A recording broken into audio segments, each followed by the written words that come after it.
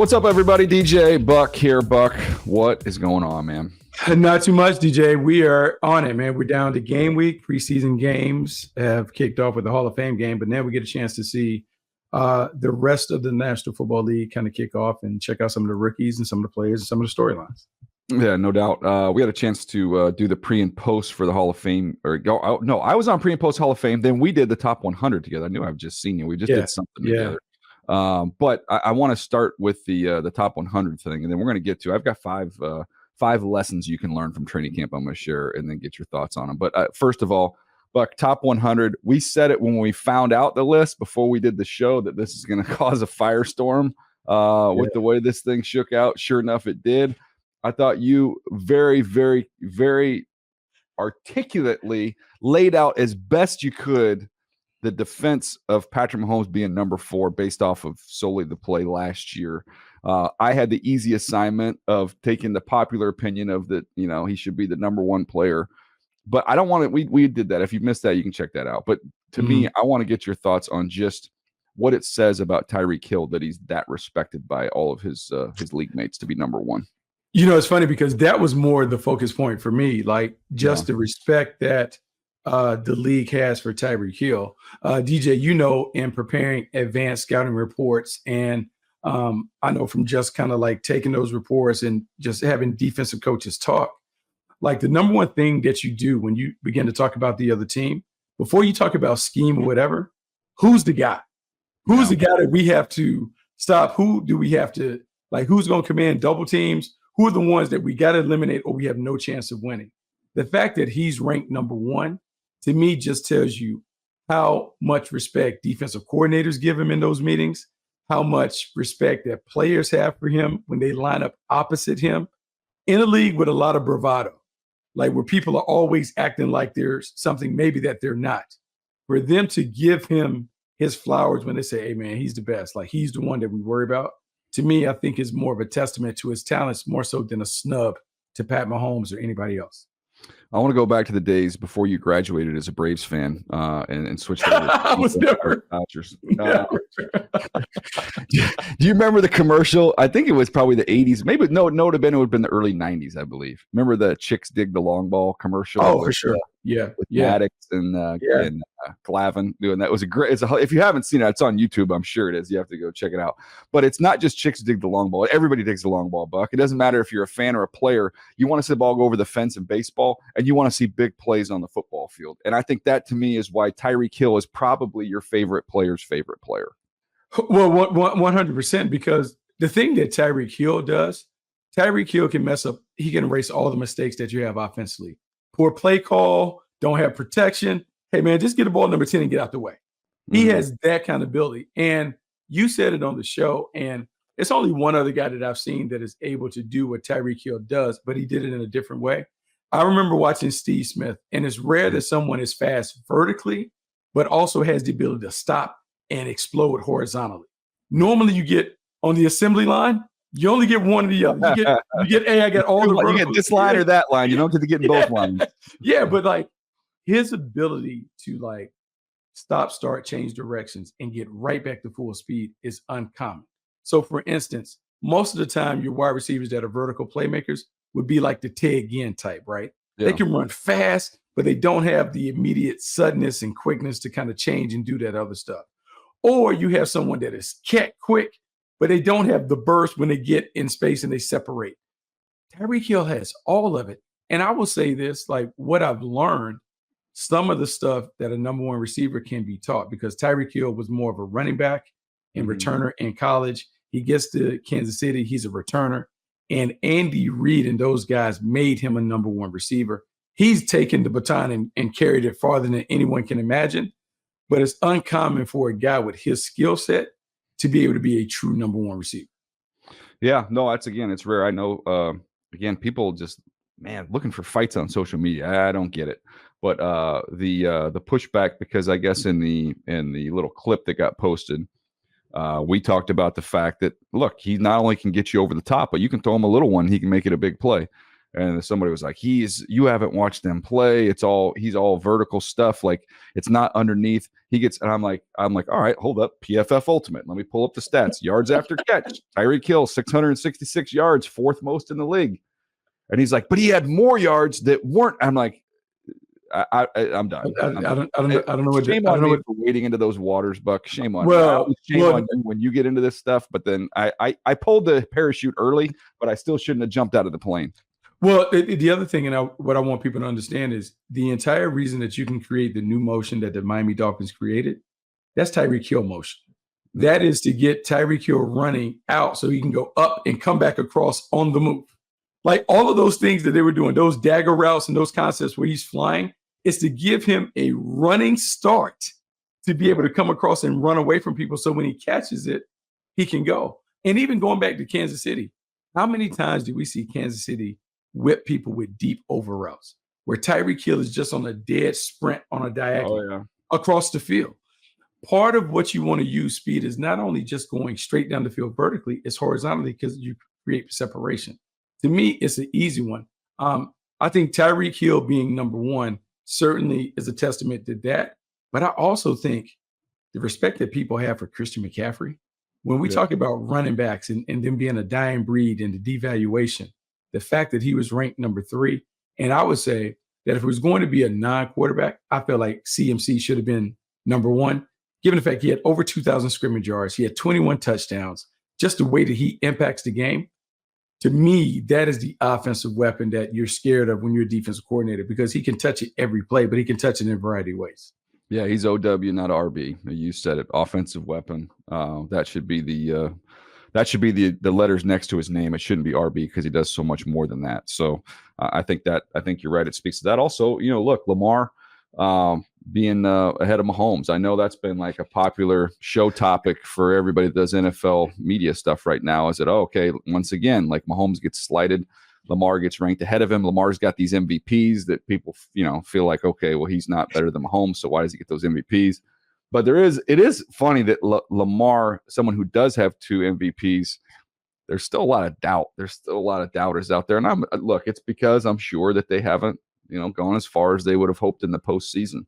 But I think the people inside the league appreciate how good he is. Yeah, I think some of that, DJ, you know how this is. Like, people still hold on to whatever the draft grades were. And so you're still waiting for him to fall off the cliff or not live up to it. Here's what we can say. Whatever you thought about Lamar Jackson, it was a hit for the Baltimore Ravens. Draft him in the first round. 2 MVPs, a number of playoff appearances. He's exceeded what the expectations were, being the 32nd overall pick. Now, is there some more meat on the bone? Absolutely. He certainly could play better. He needs to play better in the postseason just to be in that rarefied air. But, man, when you're a 2-time MVP, you're already elite. And no matter what people say, because I would say last year was a tricky year because the numbers for all of the contenders for the award, they weren't like eye-popping, right? So when you see Pat Mahomes one year win the MVP with 50, it's hard to say 26 is like, oh, okay, that gets you the award, yeah. Right. That's, or when you've seen Lamar Jackson do what he did earlier with 33 and almost 1,000 yards rushing and all that other stuff, it was just a different year. But I will say normally the MVP typically goes to the quarterback of the winningest team. And for the bulk of the regular season, the Baltimore Ravens dominated people. And you could point to a handful of games where Lamar Jackson led them to victories. And so that's why it put it up there. Yeah, but I think the conversation between Lamar Jackson and Pat Mahomes is going to be interesting, because I think from a pure quarterback standpoint, look, Pat Mahomes certainly gets the nod in that regard. When you factor in what Lamar Jackson does as a runner, even though I say he's a different player than he was 2-3 years ago as a runner, look, we've never really seen guys like the new wave of quarterbacks that we're evaluating. Lamar Jackson is a new wave quarterback. And the way that we have to kind of like compile the data and the stats is different than we've ever had before, because it used to always be passing touchdowns.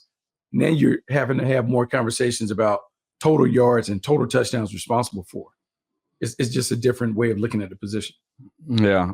Look, which again is going to get me to transition this topic, Buck, because might be why, to me, the most anticipated debut of anybody in the NFL this coming season. And that includes the number 1 overall pick, Caleb Williams, who I had as a top player in the draft. I think you did as well. We love Caleb.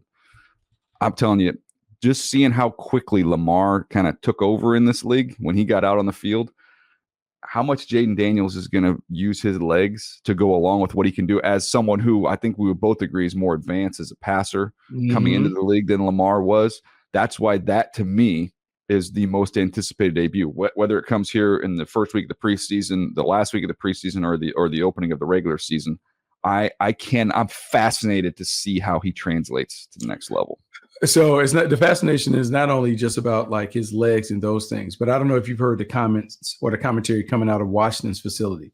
Dan Quinn talking about how great he's been with the progression, and how there's one thing about having the talent and throwing. It's another thing about playing the position. And everyone in the building is talking about how he's playing the position at a high level early.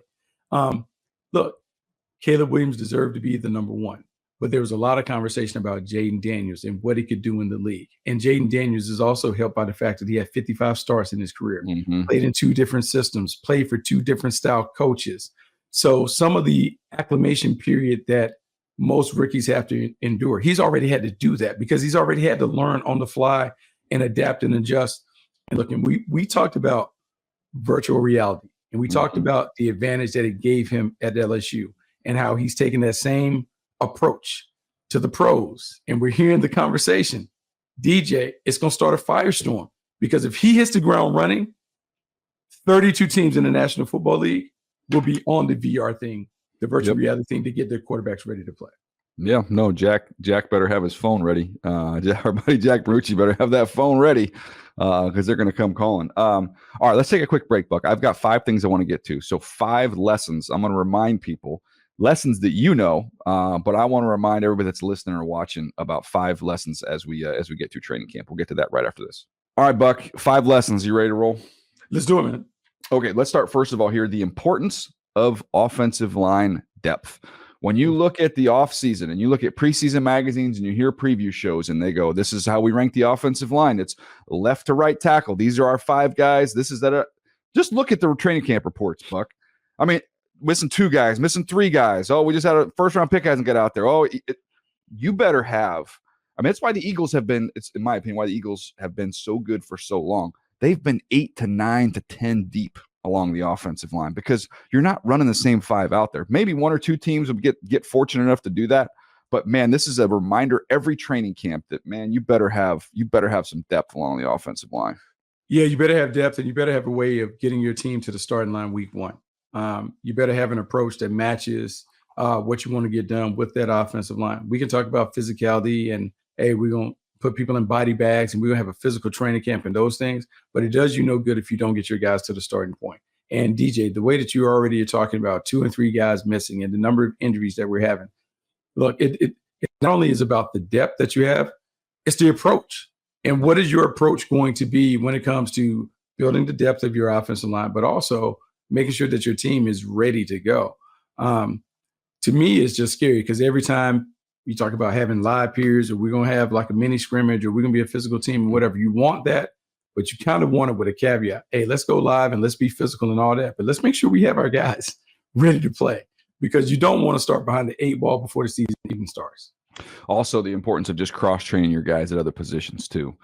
We always talk about it during the year. Hey, whatever you got to do to get your best 5 out there on the field. Having guys that can swing left tackle, right tackle, inside, outside, can play all 3 interior spots, like, that's valuable, man, because it is coming, and you're going to have guys not even make it to the starting blocks. You know, you talk about worried about guys getting hurt during the year. There's going to be a bunch of these teams that aren't whole up front once we get to week 1.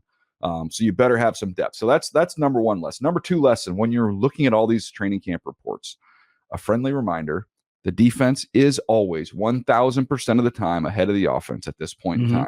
So don't overreact on either side of it. Don't think that you've got the 85 Bears defense on one side, and don't think you're not going to score a point all season long on offense. It's always like this. It's been like this since they first kicked this football off.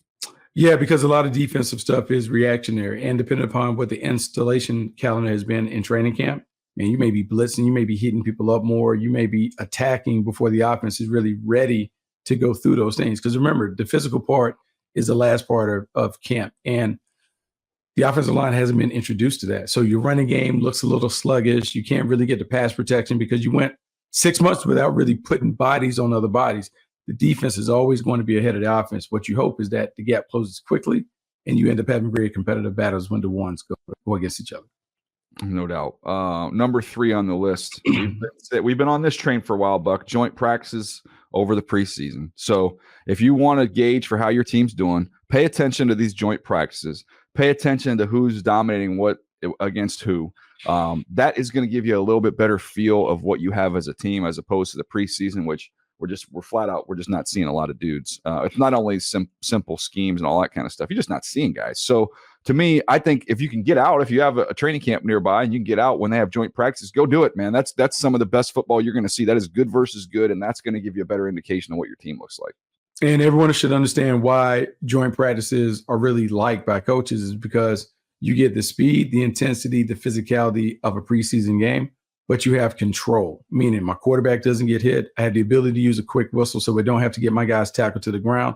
So from an evaluation standpoint, I can see everything at full speed without some of the risk of, hey, let's tackle him to the ground, let's hit the quarterback, all of those other things. That's why you see so many guys love it. That's why you see so many coaches putting their starters in during the practice week and then putting the young guys or developmental players on the field during the games.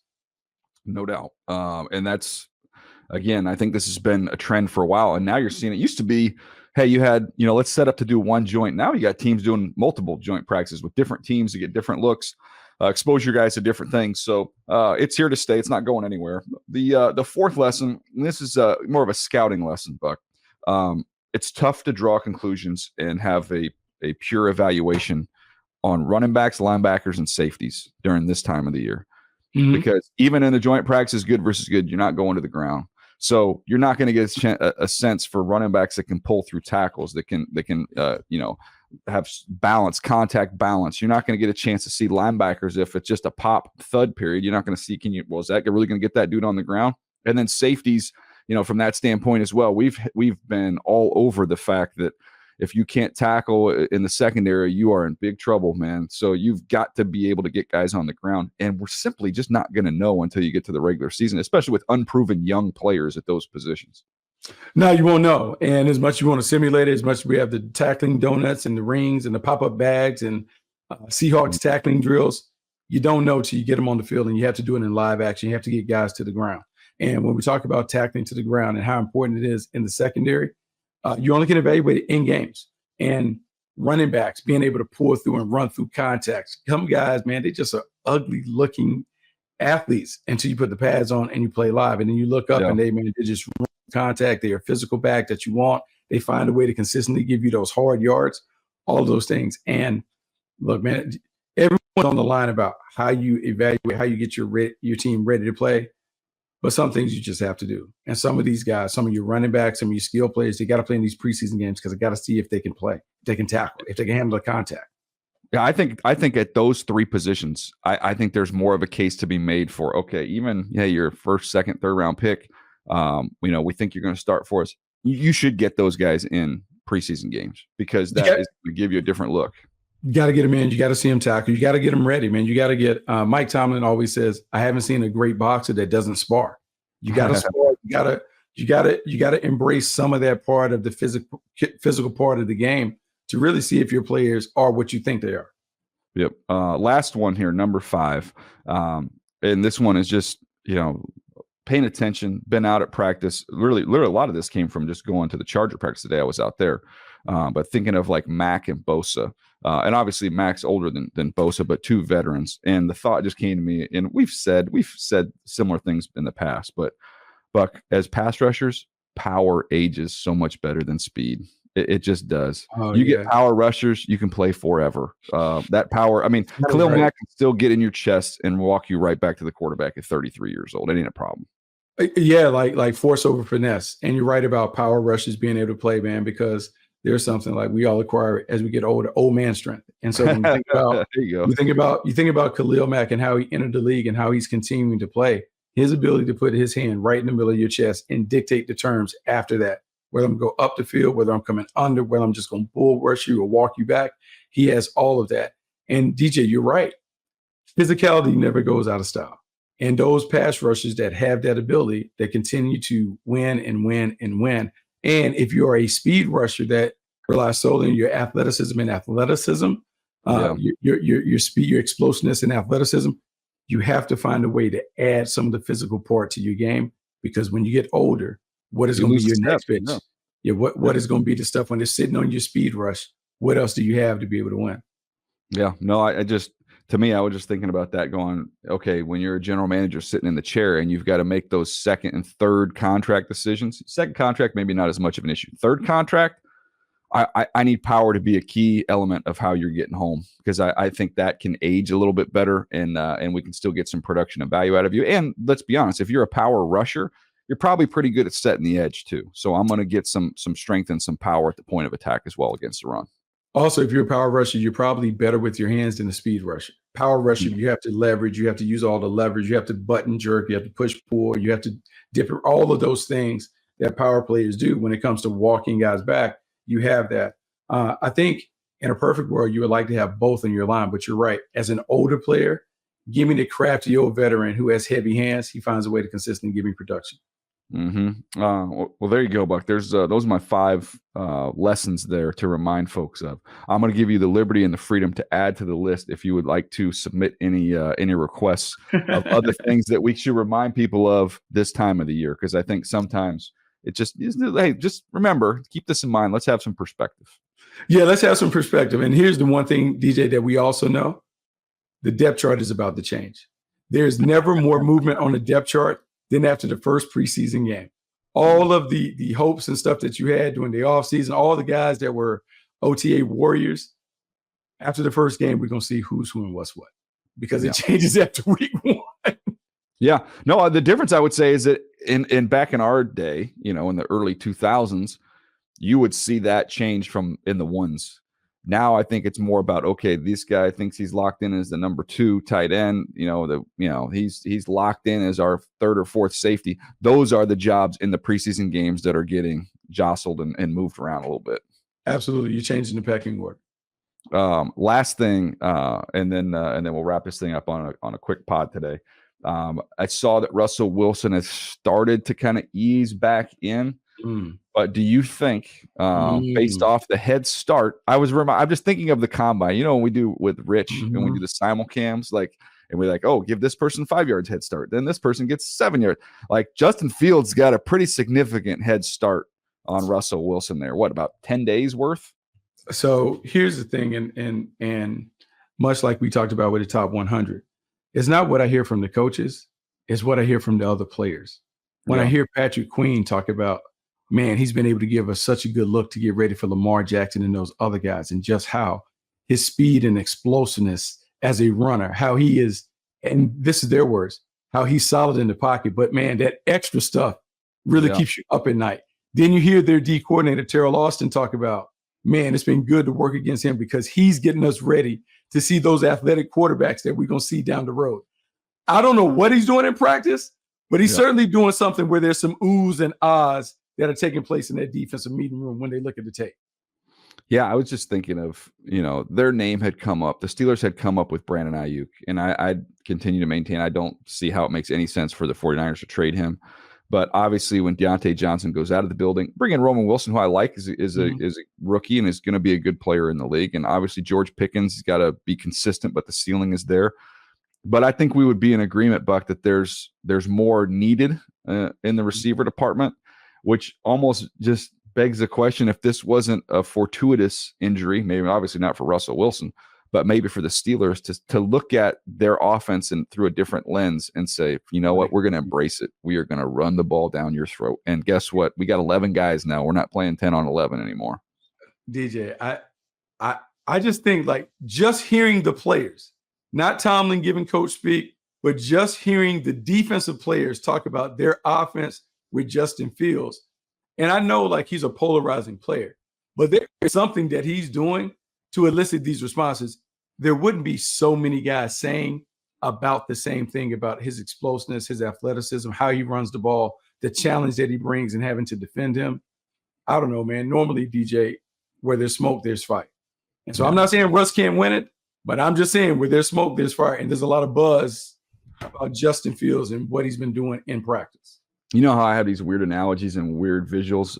Like, I don't know, but my brain works that way. But I just think of, you could go from like the offensive philosophy really being, okay, we're going to be dart throwers. We're going to have Russell Wilson back there in the pocket, feet in the ground, throwing darts, versus, we're going bowling. We're just going to put Fields back there, and it's just going to be a bowling ball, and you're going to see a splattering of pins. Like, that's like a different visual for what the offense could look like. And Pittsburgh has never been like that. So, like, think about the years that they've had to deal with Lamar Jackson and having to come up with a plan to deal with all of that other stuff. Well, now you get a chance to pay it back. You get a chance to make Baltimore prepare for a Lamar Jackson type player in Justin Fields in terms of the athleticism. Like that look, that's a different hustle for everybody because it changes your mindset. And having Russ back there, certainly Russ can run around, but not to the level that Justin Fields. No. What we've always believed with Justin Fields is like in the right offense, he has potential. And if Arthur Smith goes all in on, hey, let's get the young guy ready to play. Let's treat him like we treated Ryan Tannehill. Let's protect him with the running game, play action. Let's put him on the move. Let's do some RPO stuff. There's a vision that you can see that the Steelers may have if Justin Fields is a quarterback.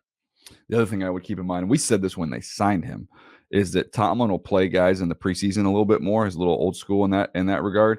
And Justin Fields is going to be going up against a lot of backups. He is going to look like Superman on that field. He's going to wear people out, like running You around. know, think about a couple different areas here. You're going to have 3 different focuses after their first preseason game. The number one is going to be in Pittsburgh. Justin Fields has to start. It's over. The competition's over, right? That's the first leg of this 3-legged stool here. The second leg is going to be in Chicago. We screwed up. We should have just traded the pick, stuck with Justin, and just built around. That's the second stool. That's the second leg of the stool. The third one's going to be for the handful of other teams that don't love their quarterbacks in those cities, sports talk radio. Why the heck didn't we get Justin Fields? Cost nothing. Why didn't we trade for Justin Fields? Why didn't we get that done? It's going to be interesting to see how it plays out. I hope for him that it works out well, that he plays well. Great kid. So we'll just see what it plays out. But yeah, DJ, the buzz and what you're hearing coming out of Pittsburgh is crazy. And if the Niners grow tired of dealing with the Brandon Ayuk saga, if they drop him into Pittsburgh with him and George Pickens, and you just think about this offense and what it can do running the football and all this other stuff, interesting offense potentially. Yep, we'll see as Russell Wilson gathers his health here if that changes this momentum that has already been building there for Justin Fields. All right, that's going to do it for us today. Anything else you want to drop in here before we get out of here, Buck? No, a lot of fun. Looking forward to some more pods later in the week. Yep, we got a couple more coming your way, so be on the lookout for those. Until then, we appreciate you leaving us those ratings and reviews as well. So we always check those out, and that's a big help to us. So appreciate it. We'll see you next time right here on Move the Sticks.